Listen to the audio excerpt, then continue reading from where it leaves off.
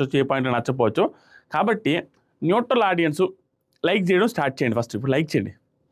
Demand Pawan ఈరోజు నాకు ఒక 90% నచ్చాడయా.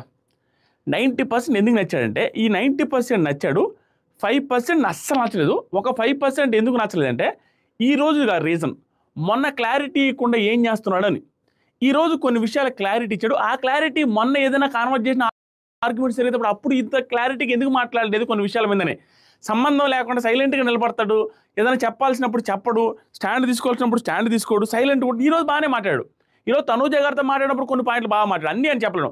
దాంతోపాటుగా కొన్ని సందర్భాల్లో మొన్న ఏదైతే ఇష్యూ జరిగిందో కళ్యాణ్ అండ్ ఇమాన్యుయల్ తనూజ మన డిమాండ్ పవన్ రిలేటెడ్గా ఆ టాస్క్లో ఏదో డీల్ అన్నారు, దాని రిలేటెడ్ కొంచెం క్లారిటీ ఇచ్చాడు. ఆ రోజు ఏం చేస్తున్నాడు క్లారిటీ ఇవ్వకుండా, అలా కొంచెం పర్లేదు. బట్ ఆ పర్లేదు కొంచెం తింగర బుచ్చిలా బిహేవ్ చేశాడు. ఆ తింగర బుచ్చిలా బిహేవ్ చేసినది చూడడానికి బాగుంది. కొత్త యాంగిల్లో ఉన్నాడు. కొత్త